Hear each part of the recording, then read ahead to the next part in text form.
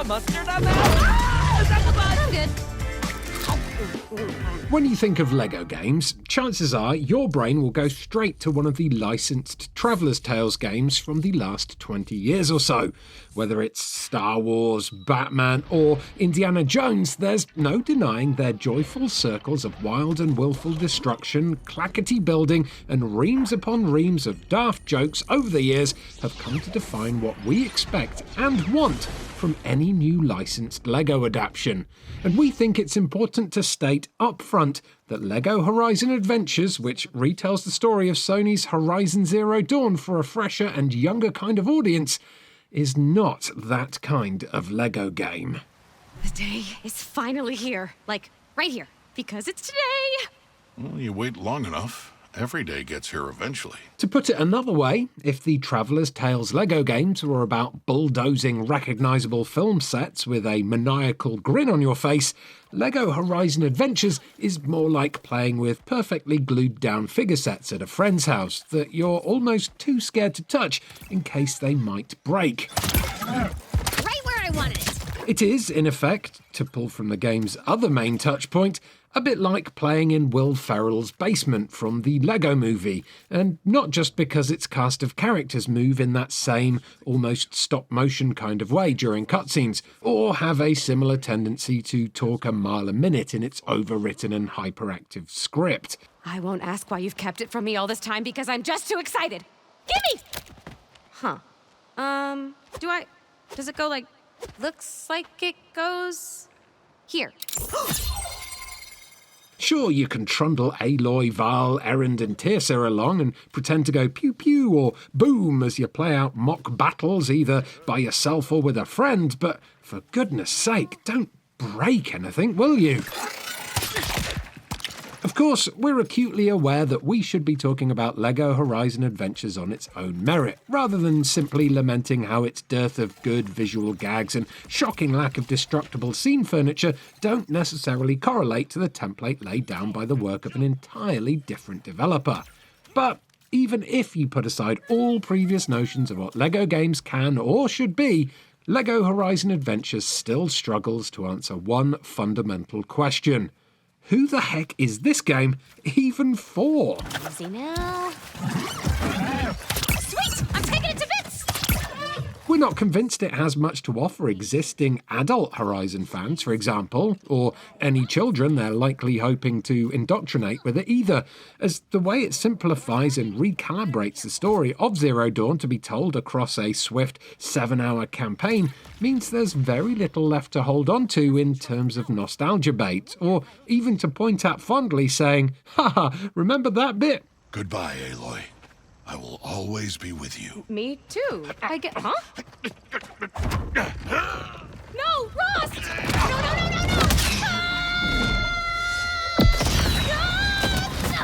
No!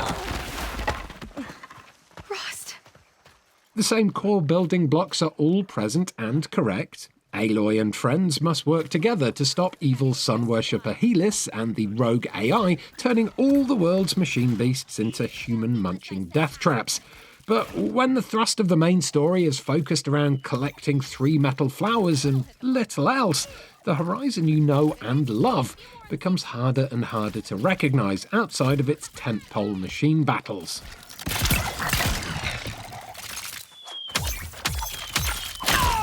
The cast's new zany personalities are a mixed bag too. We're all for Aloy having a sense of humour, but her new obsession with pickled sandwiches fell completely flat for us, as did Erend, whose entire personality has been reshaped to only care about donuts now. Do general foodstuffs count as high comedy these days? Celebrating too early is bad luck. Sure is. We have to help her. Come on, let's find out what happened. Nope. Yes. Lovable idiot Val and sassy bomb-chucking Grandma Teersa land slightly better, but a lot of it is still a bit too try-hard for its own good. Besides, even if you do end up liking some more than others, all of them talk far too much during missions, quipping left, right, and centre in frothing, overexcited soundbites that will quickly weigh you down, regardless of who you gravitate towards. Ooh, look at that! Oh, that was a good one! Not that it really matters who you play as here, as there's precious little to distinguish its central quartet. Everyone has a serviceable short and long-range attack based on how long you hold down the attack button, and there aren't any character-specific abilities to worry about when it comes to rinsing each level for extra studs to spend back at your base camp in Mother's Heart. In fact, the only obstacles you'll come across in the game are burnable vines, which everyone can ignite by firing their weapon through an always nearby fire pit, and walls of ice, which again everyone can smash with whatever they have to hand. The secondary gadgets are all universal as well, and even the handful of unique character weapons you'll come across via the mid-level trader caravan mostly boil down to the same kind of variants across all 4 cast members. There'll be one that sets things on fire, another to freeze enemies in place, while others will shock them with jolts of electricity. It all feels very one note, and it's a feeling that's sadly reinforced by the game's repetitive mission structure. Even though levels are spread across 4 different biomes, with one even dipping its toes into the icy mountains of Horizon's Frozen Wilds DLC, while another riffs on the more tropical climes of Horizon's sequel Forbidden West for seemingly no other reason than the sake of some tonal variety, each mission follows the same basic template. The bones of them will be instantly familiar to anyone who's spent any time playing Hades or other roguelikes, as despite not being procedurally generated in their construction, they are all split into distinct rooms and breakpoints that lightly remix the same handful of ruins, paths, and combat arenas every time you set off towards that biome from your Mother's Heart home hub. Here comes Aloy! Oh, this is perfectly fine. You'll always follow trails of studs down some linear corridors with a bit of gentle platforming in tow until you reach one of its large, circular battle arenas full of long grass and nasty machines to beat up. Then, once the battle is over, you're funneled back into tunnels of stud collecting again until the next big battle sequence. Rinse and repeat for 7 hours, with the occasional once per biome break to chase the area's single tallneck, a rare highlight, or even punch through a tech-filled cauldron factory.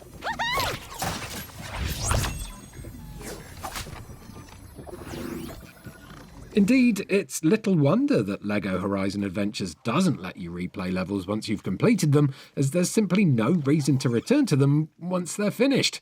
There are no collectibles or special bricks to sniff out, either through skill or investigation, as they're all just handed to you at the end of each level, and the few stud caches that are to find off the beaten, well-signposted track are usually so meagre that we quickly stop bothering to seek them out after a while.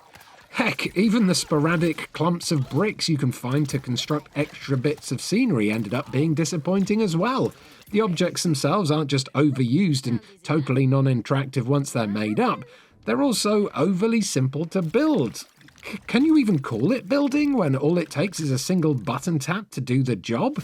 It's tiny details like this that make it feel like co-developers Guerrilla Games and Studio Gobo were often guessing at what makes a good LEGO game a lot of the time, even when there are ample and obvious examples to pull from elsewhere. With the platforming so plodding and lethargic, the focus of LEGO Horizon Adventures falls entirely on its combat, which is definitely where it shines the brightest, but where it might also come the most unstuck for younger fingers and thumbs.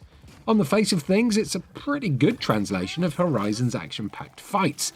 The machine beasts are all wonderfully recognisable and represented in their blocky counterparts, and manoeuvring your character to attack their sides and rear to target weak points and highlighted bits of machinery gives fights a real sense of pep and challenge.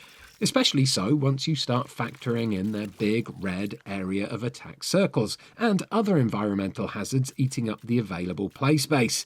The introduction of a new machine always feels like a big event too, and likewise the game paces out its big reveals to provide a steady stream of ever more aggressive adversaries, so you're never left fighting the same combination of enemies for very long.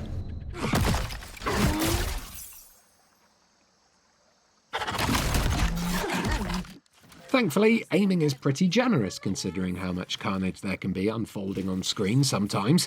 You'll hit an available weak spot as long as you're facing in roughly the right direction with a clear line of sight, though twin-stick controls are also on hand to provide a finer degree of control should you need it. Taken together, it's pretty exhilarating stuff, and it's made all the more fun and chaotic by your limited pool of gadgets and special weapon uses. It redeems what would otherwise be a dreary march through Zero Dawn's reconfigured story beats, though whether smaller hands will be able to keep up with it all is another matter entirely. Health-providing berry bushes are liberally scattered around each battle arena to take some of the edge off, sure, but to us at least, its reliance on targeting weak points and getting yourself into the right position isn't nearly as kid-friendly as, say, holding down X to shoot everything in sight in a matter of seconds. Bow before me, girl. I am the terror of... Oh, is this thing working? I'm not on mute, am I? Who is this? Which brings us back to our question of who is this game really for? It doesn't seem calibrated for truly tiny players who want another slapstick Lego game to stick in their gob, and nor is it interesting or exciting enough for seasoned Horizon fans to get much of a kick out of either. The studs you accumulate can only be spent on more costumes for Aloy, Val, Erend and Teersa, but is the game made any funnier by dressing them up in a blue spacesuit, a clown or a Ninjago cosplay? And why are we spending studs adding city or amusement Lego paraphernalia to cabins and huts in Mother's Heart? Why is that an option? Is this just a ploy to attract any old Lego fan? It's such a bizarre hodgepodge of stuff thrown together in one big, messy basket, and none of it really clicks to form a cohesive, memorable whole. It's such a shame, as the rest of Lego Horizon Adventures is frequently gorgeous. Each environment looks like a proper handmade Lego set with the kind of scratches, dents and lighting effect that make it feel every bit as pretty and lived in as the actual Lego movie. But every time we can only bash into one of 3 available destructible items in any given area, we're reminded that yes, we are actually in the Lego movie, and we're stuck inside Will Ferrell's lifeless Lego diorama den again. It's a decidedly joyless kind of game, the sort that's better to look at than actually play with, and the one that does little to bridge the gap between its 2 main subjects. We still don't know why this exists, or who it's for, and there is little evidence to suggest that Gorilla or Gobo have the answer either. Push, Aloy! Let me help you. Oh, yes, thank you. Thanks so much for watching this review video. If you enjoyed it, please do give it a like, subscribe to Eurogamer for almost daily videos about video games, and why not click on some of these other reviews that are on screen and clickable right now. Teersa, you're all right. Oh, I survived 13 grandchildren. It'll take more than these numbskulls to do me in. I think I'm the reason they took you all. But why do all this just to get rid of me? Because you're the key to stopping them.